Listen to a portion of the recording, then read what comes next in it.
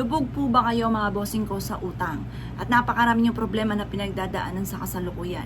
Hindi mo lang malaman kung paano mo ito mababayaran or paano ka makakaahon sa pagkakalubog sa mga pagkakautang.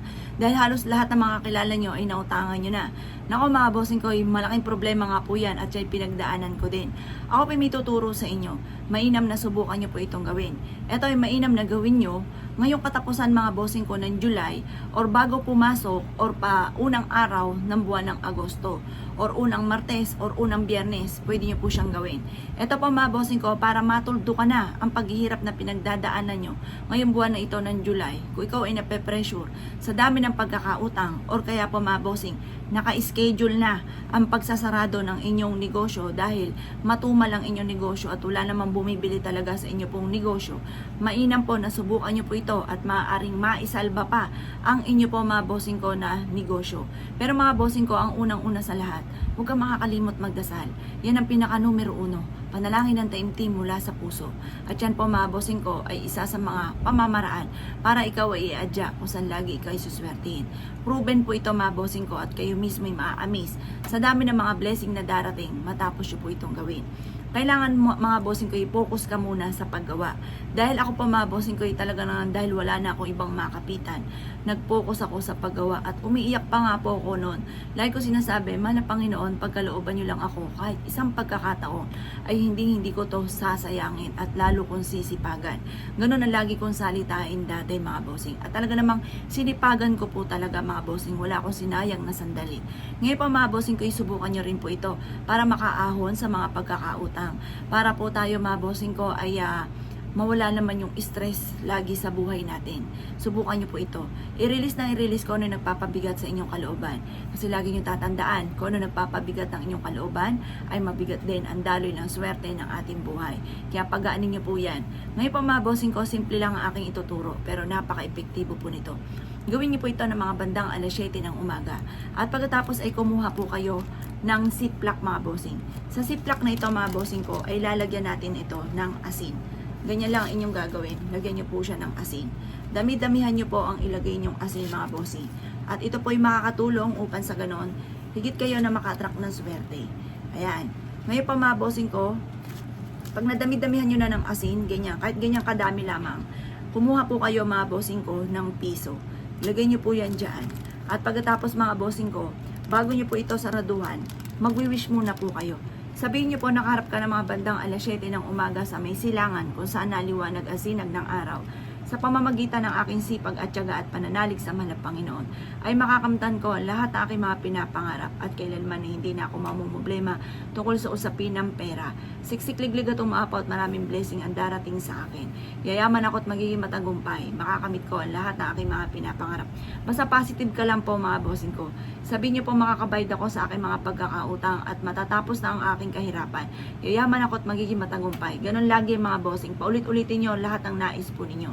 At pagkatapos po niyan, kung ano yung nakaka-stress sa buhay ninyo, sabihin nyo rin po dito ng pagbabago. Halimbawa, na-stress ka na sa karelasyon nyo, babaero, matitigil na sa pambababae ang aking karelasyon, or matitigil na sa kanyang bisyo ang aking mister. Ganun pa mga bossing, ano man po, ano po yung hinanain nyo. Halimbawa, ang anak ko sa kanyang pagbabarkada at kanyang bisyo ay matigil na. Ganun pa mga bossing. At pagtapos po niyan, ay sabay nyo itong sasaraduhan. At pagkatapos ay ibilad nyo po ito sa sinag ng araw sa umaga. Makalipas ang alas 8 ng umaga ay kunin nyo po ito. At ito pa mga bossing ko ay dalhin kahit saan kayo lagi magtungo. Makakatulong po ito upang sa ganon, masigit ka na maka-attract ng swerte. Kayo mismo i-a-adyan ito kung saan lagi kayo ay suswertihin. Proven po ito na napakaswerte basta magpo-focus ka sa ginagawa ninyo. Kaya po hindi tumatalab mga bossing ko dahil hindi ka nagpo-focus. Habang ikaw'y gumagawa pat nagwi-wish, lumilipad ang inyong isipan. Kapag ganon ang sitwasyon, itigil nyo muna at huwag ka na po munang gumawa. Kapag ikaw'y po ready na makapag-focus sa inyo po mga pag-wish, saka na lang muli mag-wish mga bossing. Saka ka na lang po muli gumawa ng ganito. ito. Ito po mga bossing ko yung makakatulong upang sa ganon. Masigit ka na maka-attract ng swerte, lalo na tungkol sa usapin ng pera. Proven po ito. Kayo mismo ay maaami sa dami ng mga blessing na darating. Kung kayo naniniwala at nais po itong gawin, huwag ka na magpatumpik-tumpik pa. Huwag mong pagtiisan ng problema, marami kang pwedeng gawin. Huwag mong sukuan ng problema, marami kang pwedeng gawin. Lahat ng mga tao ay may iba't ibang istorya ng buhay, iba't ibang problema. Hindi lang ikaw may problema ng ganyan. Marami mga tao na mas naging matagumpay pa dahil sa dami ng mga pagsubok ng problema. Ang sabi nga po nila, may napanood ako, kapag ikay po nagkaroon ng problema, matuwa pa daw po kayo dahil yan po ay isa sa mga sign dahil ang sunod ng problema, sunod ng lungkot ay saya. Maaaring may susunod naman po na swerte na darating sa inyo or may susunod na saya sa lahat ng mga pighati. Yan po mga bossing ko ay mainam na mas gawin nating motivation ang lahat ng mga pagsubok na pinagdadaanan kaysa po tayo mga bossing ko ay panghinaan ng loob. Ako po mga bossing ko ay marami rin pagsubok na pinagdadaanan pero patuloy na lumalaban. At masasabi ko po mga bossing ko ay mas patatatagin ako ng tadhana sa mga pagsubok na dumarating. Ngayon po mga bossing ko, para malampasan po natin yan at mas naging fighter po tayo sa hamon ng buhay. Kaya masabi ko po sa inyo, lahat ng aking mga pampaswerte ay nagpatatag po sa akin. Naging dahilan kung bakit ako rin po ay naging matatag sa buhay. Dahil naisip ko lagi, marami akong mga pampaswerte at ako hindi nakakalimot magdasal at ako'y masipag at matyaga at walang imposible makakamit ko ang aking mga pinapangarap. Yun lagi ang tumatanim sa aking isipan.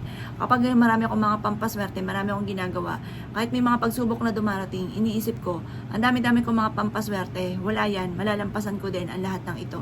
Ganun pa mga bossing. Lahat ng tao ay dumadaan sa mga pagsubok. Walang tao na walang pagsubok mga bossing.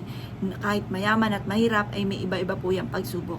Ngayon po mga bossing ko, para malampasan natin ang mga pagsubok na yan, subukan nyo pong gumawa po ng mga simple kagaya po nito.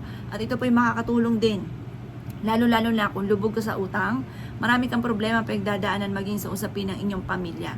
Kayo po mga bossing ko, kung hindi naniniwala, ay huwag niyong tangkain gawin dahil maaaring masasayang lang ang inyo pong oras. Mas mainam mga bossing ko habang ginagawa niyo po ito, kayo po ay nakapokus at naniniwala na mangyayari lahat-lahat ng inyo pong i-wish. Kung ikaw ay naniniwala at nais po itong gawin, huwag ka na po magpatumpik-tumpik pa. Gawin niyo po ito ngayong katapusan ng July o sa unang araw ng Agosto, unang Martes at unang Biyernes. At ganoon din po sa katapusan din ng Agosto. Pili lang po kayo doon mga bossing ko sa aking mga nabanggit kung kailan nyo po siya gustong gawin. Pero masabi ko lamang kahit anong araw, basta't ikaw po mga bossing ko ay nasa mood at makakapag-wish ng mula sa inyong pong puso at naniniwala ka na mababago ang takbo ng inyong pamumuhay. Ito po mga bossing ko, isa sa mga subok na napakaswerte.